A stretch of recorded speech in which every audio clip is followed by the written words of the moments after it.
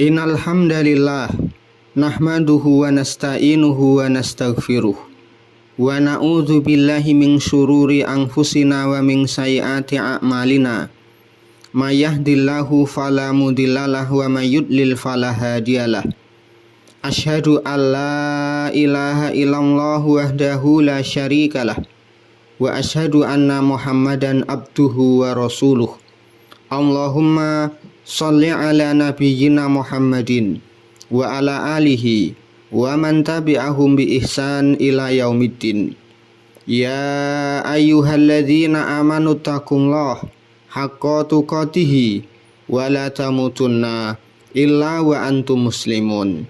Allahu akbar, Allahu akbar, la ilaha illallah wallahu akbar, Allahu akbar, walillahil hamd. Ma'asyiral muslimin jamaah Idul Fitri rahimakumullah. Sumangga tansah munjuk syukur dumateng Allah Subhanahu wa taala ingkang tansah paring kanikmatan dumateng sedaya umatipun.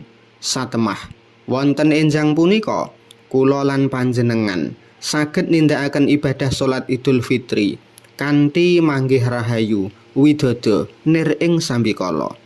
Sholawat ugi salam mugi tansah katetepaken dumateng Nabi Muhammad sallallahu alaihi wasallam ingkang tansah kita tenggo syafaatipun wonten ing dinten kiamat.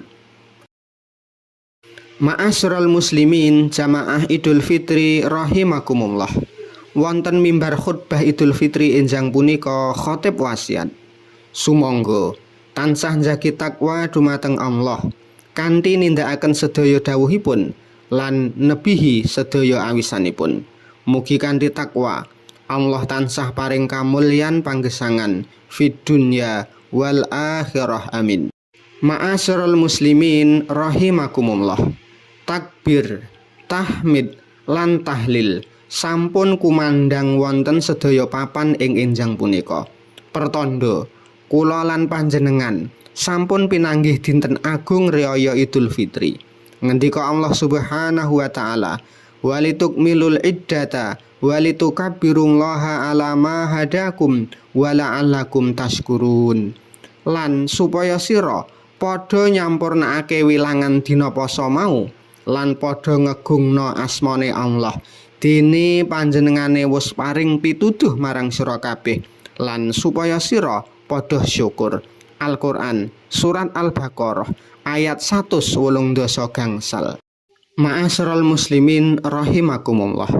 Punapa sejatosipun makna Idul Fitri punika? Miterat para ulama wonten kalih makna Idul Fitri.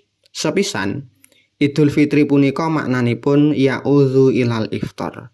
Wangsul dahar ngunjuk ateges paripurna siyamipun. Makna punika kapendhet saking hadis Anas bin Malik. Kana Rasulullah sallallahu alaihi wasallam la yahdzu yaumal fitri hatta yakula tamarat. Saktemene Rasulullah iku mesti dahar kurma sadurunge panjenengane budal salat Idul Fitri. Hadis riwayat Imam Bukhari. Ingkang kaping kalih, Idul Fitri punika maknanipun ya'udu ilal fitrati. Wangsul dhateng fitrah suci. Ateges manungsa punika wangsul dados tiyang ingkang fitrah saksampunipun paripurna ibadah siam Ramadan. Makna punika kapendhet saking hadis man shoma Ramadan imanan wahtisaban ghufira lahu ma taqaddama min dhanbih. Sing sapa wonge poso Ramadan kanthi iman lan ihtisab mula Allah ngapura kabeh dosa-dosane sing wis kapungkur. Hadis riwayat Imam Bukhari lan Imam Muslim.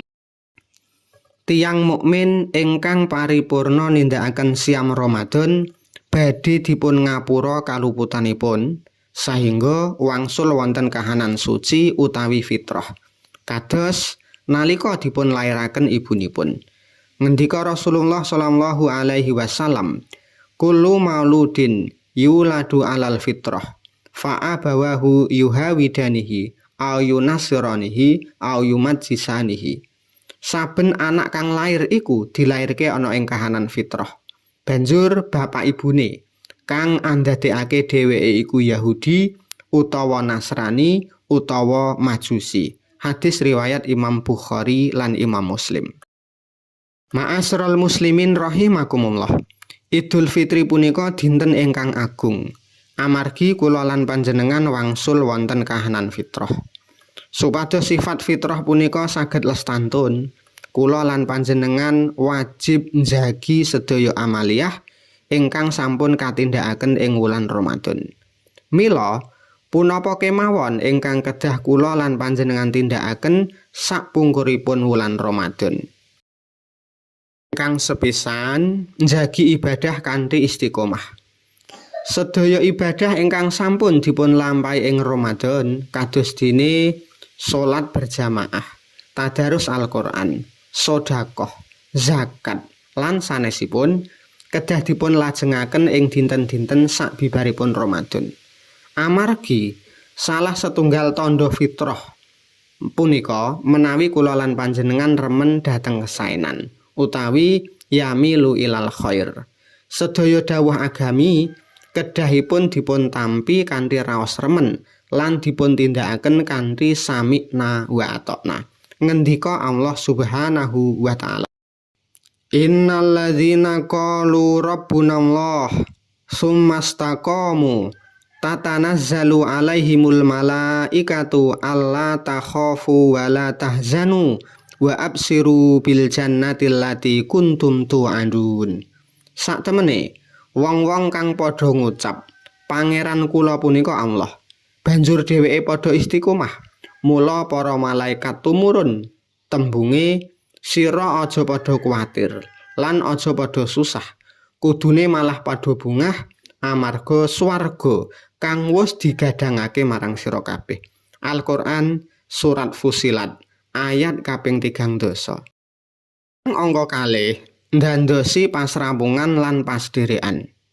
Perkawis ingkang wajib ugi tumrap kula lan panjenengan inggih punika ndandosi srawung lan pasdherekan ing satengahipun masyarakat.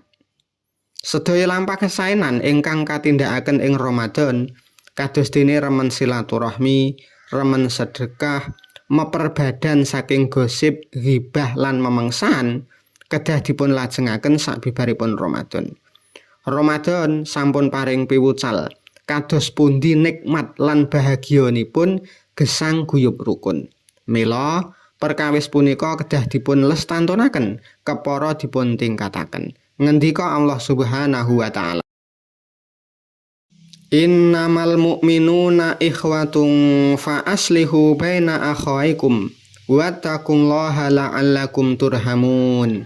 Saktemene wong-wong mukmin iku sedulur, mula padha ngakurna anggonira pasduluran lan takwa sira marang Allah supaya sira oleh rahmating Allah.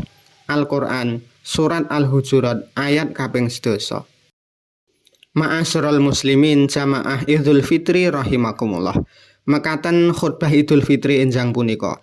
Sumangga kula lan panjenengan sesarengan ndedonga dumateng Allah Subhanahu wa taala. Mugi Allah tansah andadosaken kula lan panjenengan tiyang-tiyang ingkang istiqomah ing dalem njagi pangibadahan lan mugi Allah andadosaken panggesangan ing masyarakat punika tansah guyub lan rukun. Amin. Innallaha wa malaikatahu yusholluna 'alan nabi. Ya ayyuhalladzina amanu shollu 'alaihi wa sallimu taslima. Allahumma sholli 'ala Muhammadin wa 'ala ali Muhammad kama sholaita 'ala Ibrahim wa 'ala ali Ibrahim. Allahumma ighfir lil muslimina wal muslimat wal mu'minina wal mu'minat al ahya'i minhum wal amwat innaka sami'un qaribum mujibu da'wat ya qadiyal hajjat. Allahumma inna nas'alukal huda wat tuqa wal afafa wal ghina. Rabbana hab lana min azwajina wa dzurriyyatina qurratan a'yun waj'alna lil muttaqina imama. Rabbana atina fid dunya hasanah wa fil akhirati hasanah wa qina adzabannar. Walhamdulillahirabbil alamin.